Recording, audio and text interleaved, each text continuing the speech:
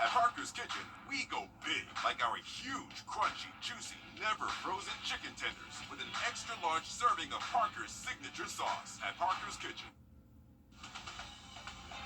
Live from Augusta, you're watching News 12 at 6 o'clock.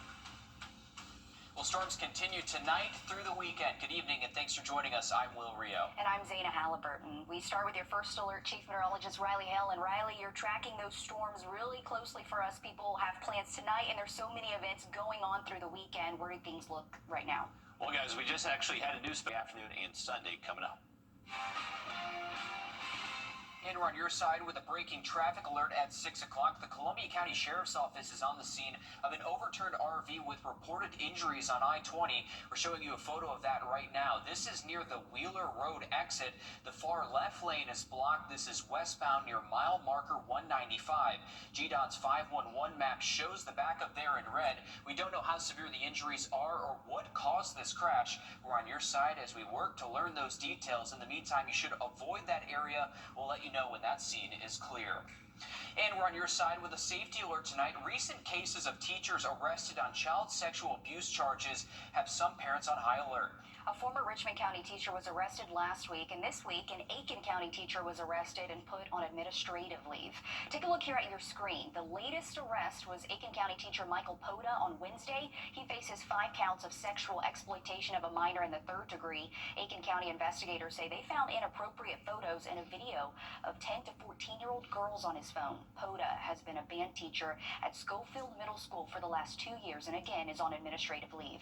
He was released on a $15,000 bond yesterday. Then in Richmond County, Ryan Manley was arrested and charged with felony sexual exploitation of children last Thursday. Deputies say he had 40 photos of child sexual abuse material. Manley was a 7th grade teacher at Richmond Hill Middle School. Your Sydney Hood is on your side with ways to keep your children safe, Sydney. Well, it's summertime and kids have free time on their hands, then that's a concern for some of the law enforcement agencies I spoke to. I spoke to Grovetown Police, Aiken County Sheriff's Office, and even the GBI. They cannot stress enough to parents the importance of being involved with what your child is doing if they have a cell phone, tablet, any sort of access to social media and the internet. Now, South Carolina's Internet Crimes Against Children Task Force has a parent's guide to internet safety. Some of those guidelines are on your screen right now. They say to talk to your child about the risk of meeting online friends in person, talking to your child about sharing personal information, and taking advantage of privacy settings on all websites and apps. And we wanted to know what the timeline looks like on these cases from a tip to an arrest. For example, in Aiken County, the Sheriff's Office says they got a tip about Michael Poda in April, and he was just arrested this week. But they say each case is different, and it depends on how much information is obtained when the tip comes in, and law enforcement isn't always relying on tips to make these arrests. In Grovetown this week, police say they took a proactive approach in a recent arrest. We could dedicate an entire division to this if we had the manpower, and we could work this 7 days a week. I mean, that's how prevalent it is, and I don't say that to be, for shock value or anything else. I say that to state a fact. That's how prevalent it is. So this seems like it's not just a county or state issue, Sydney. Well, the commander of Georgia's Internet Crimes Against Children's Task Force says Georgia is the 3rd busiest task force in the country. Last year, they say they received 32,000 tips from the National Center for Missing and Exploited Children. And they say that led to about 2,200 investigations and about 600 arrests. To give you an idea of how much an increase they've seen in cases, at the end of 2017, they say they had 5,000 cases. In 2021, 15,000 cases. Over in South Carolina, the Aiken County Sheriff's Office says in recent years, they've received roughly 100 tips each year. And so far in 2025, they've received about 70 tips. So what are some resources for people, Sydney? And we know we just threw a lot of information out to you. We put a lot of this on our website, so be sure to check out this story there, wrdw.com, for some resources on how you can keep you and your children safe. We appreciate you looking into all of that for us, Sydney, tonight. New today, a convicted South Carolina murderer will spend life in prison plus an additional 15 years for an Augusta killing that happened 2 years ago. Within the last few hours, we learned a jury found 43-year-old Richard Moore guilty in the shooting death of 62-year-old Barry Lou. It happened on January 8th in 2023 at the Suburban Inn off Clawson Road. Moore was found guilty of 3 counts of felony murder and 2 gun charges. Meanwhile, his co-defendant, 22-year-old Demoria Wallace, pled guilty to aggravated assault. He faces 10 years in prison, with the first 2 served in confinement. Developing tonight to some breaking news we first told you about yesterday. Take a good look at your screen here. The Richmond County Sheriff's Office says 20-year-old Cameron Brown is now wanted for shooting and killing 28-year-old Raekwon Brinson yesterday. Deputies say Brown should be considered armed and dangerous, so if you see him, do not approach him. Instead, call the Richmond County Sheriff's Office. Officials say Brown hangs around the Barton Chapel Road area. The shooting happened at the One Stop and Shop convenience store on Barton Chapel Road. Deputies were called to the scene just before 2:30 in the afternoon. They say Brinson was shot while standing at the entrance of the store. He later died at the scene.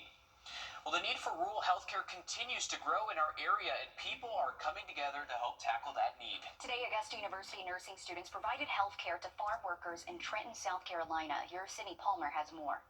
Being able to be that person that is like, I hear you, I see you, and I'm here to help you. Rebecca's experience caring for others began long before nursing school. I decided to become a nurse after I took care of my grandmother. She had a lot of health problems. Her most prominent one was probably diabetes. Near the end of her life, being able to be there for her made me realize that I enjoy providing care for people. And that care has become more important than ever before, especially in rural areas. There's a growing need for rural health care in all communities, and what we see is that a lot of people, healthcare providers, go to the urban areas where there's a lot of technology. And students say rural populations were already struggling. That's already a big problem. I see a lot of patients already that, maybe didn't qualify for Medicaid, but they can't afford insurance. Around 250 workers were at the fair today, many of them uninsured. With health cuts on the horizon, Dr. Cromer's team is extending their outreach as rural populations become more vulnerable. And the students are prepared to do whatever it takes to serve. As a nurse, you work in a hospital and everything's on demand. Whereas when you get out into into the rural areas, you have to be a little more creative, is what I'm hearing, because you're trying to get everybody what they need without necessarily having the ideal situation available. In Trenton, Sydney Palmer on your side. Thanks, Sydney, for that. Nearly a year after Hurricane Helene hit, many homeowners are still struggling to make repairs and recover, but help is available. Senior investigative reporter Liz Owens is on your side with information on how people in Aiken County can get help rebuilding after the hurricane. So FEMA designated Aiken County as an impacted area after Hurricane Helene hit, which means the federal government sent grant money to the state of South Carolina to help the people of Aiken County get back on their feet. If you need help, just show up at the North Augusta Municipal Building on Monday, June 14th at 6 p.m. Caseworkers will be set up on the 3rd floor to meet with you. All you need to do is bring IDs and Social Security cards for all the members of your household. South Carolina's Office of Resilience is leading the effort, and they have licensed contractors on standby to make repairs and rebuild homes. They have so many programs to help you get back on your feet. The grant money, though, is limited, so priority will go to the most vulnerable first, so that would be seniors and families on fixed incomes. Again, the mobile intake is Monday at 6 p.m. inside council chambers at North Augusta Municipal Building. Thanks, Liz, for that. It's nice to see resources still in our area after the hurricane a year ago almost. Yeah, it's incredible the fact that we still need these resources so just far take out. a drive around town, Yes. guys. I mean, you see the tarps still on the roofs. Absolutely. That's the thing that's glaring the most, is those blue tarps that are still on people's roofs this far after the hurricane has passed us. Thank you, Liz, for keeping us updated on that. We're giving you a live look now from downtown Augusta, where the James Brown Academy of Music pupils, also known as JAMP, is performing a concert in honor of the Godfather of Soul and other artists. You still have time to make it out there. The concert just started minutes ago. You can head down to the Augusta Museum of History to claim your seat now. $1,000 will go to 5 local students as scholarships for higher education. All right, a massive basketball tournament returns to North Augusta this weekend. The Peach Jam is known to bring in celebrity players and millions of dollars into the local economy. We stopped by Gary's Hamburgers ahead of the rush. It's business around here, especially us, because we're the first one that they come to when they're coming from back there. But people want to know if there's any like unique shops around here. You know, got Orange Otter and High Cotton, and then we have the Big Dipper over there. That's why we send people for ice cream. The Peach Jam starts Sunday and goes until July 20th at the Riverview Activity Center. Our sports team is going to keep you guys updated throughout this weekend and then next week as well. And with us being days away from the start of Peach Jam, we're taking you inside a busy Friday in North Augusta, straight ahead in sports. Plus, a new boutique just opened up in Thompson. Your Nick Proto takes us there. Coming up. And be safe if you're heading out this evening. We are keeping an eye on a strong line of thunderstorms extending all the way from Thompson into South Augusta. This is producing up to 50-mile-per-hour wind gusts. Update on this and also our weekend outlook coming up. Time and Temp, brought to you by your First Alert weather team. Hi, I'm Deborah Alfarone. Things off by Tuesday, Wednesday. On your sideline, sponsored by Chandler Law Firm.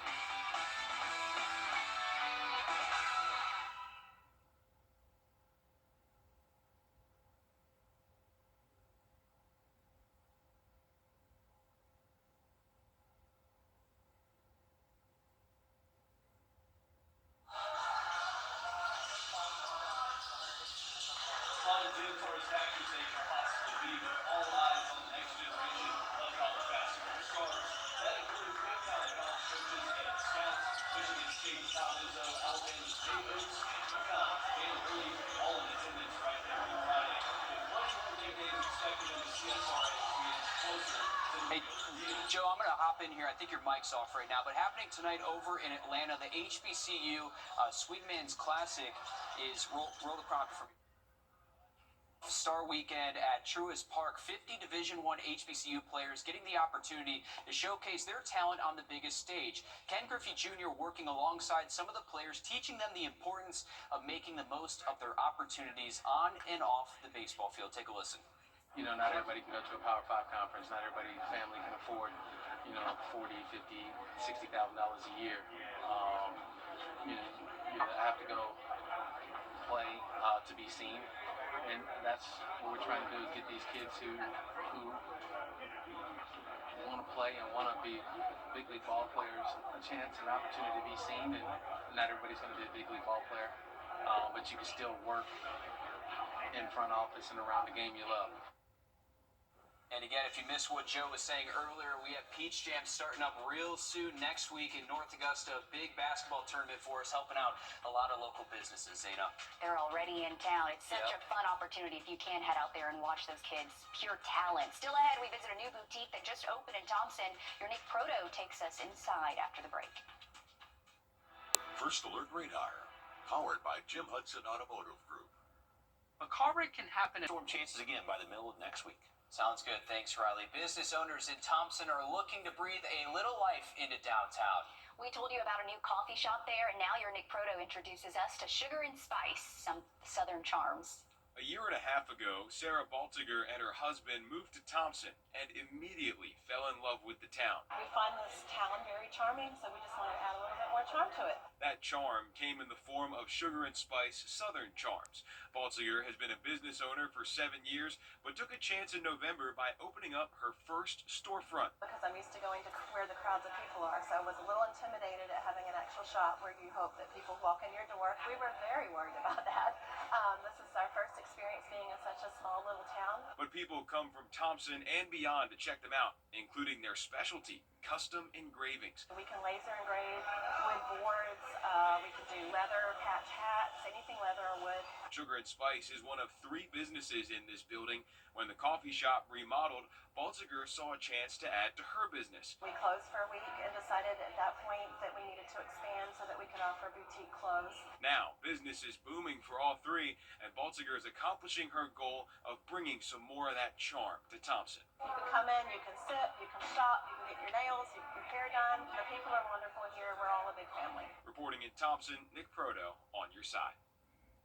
Sugar and Spice Southern Charms is located on Main Street in Thompson. If you want to see what the kind of stuff they have a Facebook page. We'll have that link to our story on our website. Zayna, you said Sugar Spice, everything nice. That's what it really is. I know, it threw me off for a second. I was like, Sugar and Spice, Southern Charms. I caught myself. Well, guess what? It's almost time for students to head back to the classroom and hit the books. Many parents are in the hustle and bustle of purchasing all school supplies needed for the school year. But for those who may need some assistance, there are more than a dozen of back-to-school giveaways happening all across our area.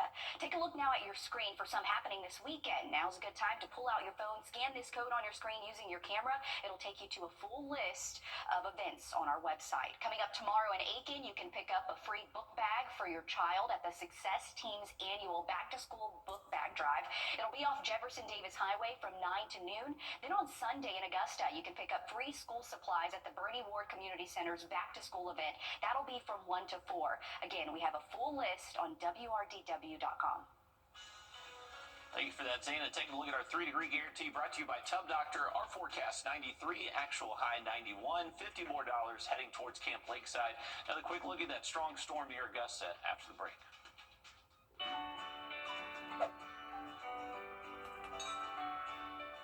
Ashley's summer savings. Well, less of the horizon continues to be visible from this very strong thunderstorm now getting closer and closer towards downtown Augusta. This is impacting areas just south of the Bobby Jones Expressway, but trying to move this way. So if you have plans to head out over the next hour or so, take a look at radar. Very healthy thunderstorm that extends all the way from Thompson through southern Columbia County towards us here in Augusta and about to cross over the river into Aiken County, already impacting areas around New Ellington and Jackson. Special weather statement on this for about 50-mile-per-hour wind gust, but it's also a slow-moving torrential rain pour, so that could potentially produce some minor flooding issues too. Just make sure you are staying safe over the next couple of hours. We'll continue this chance for thunderstorms across the area at least until we get through sunset. So past 9-10 o'clock, I would imagine most of this activity is quiet down across the region. A wider look, you can see we're dry mainly up towards the lake. A stronger thunderstorm in Lexington County heading towards downtown Columbia. Further south, we just have some lingering showers in Jefferson, Washington, even portions of Johnson, Emmanuel, Screven County too, but the strongest storms right now here in Augusta, so make sure you are staying inside. Taking a look at tomorrow, we are going to bring back the chance for maybe a hit or miss storm later into the afternoon. It looks like coverage should remain isolated to widely scattered, so not necessarily guaranteed for everybody, and even less of a chance as we head towards our Sunday, but that's when we start cranking up the heat. 97 for a high Sunday, and going to cool down a little bit as the front gets closer by next Tuesday and Wednesday. Thanks for that, Riley. We're back live on 26 News at 7. And for News 12 at 10 and 11 o'clock. Thanks for watching.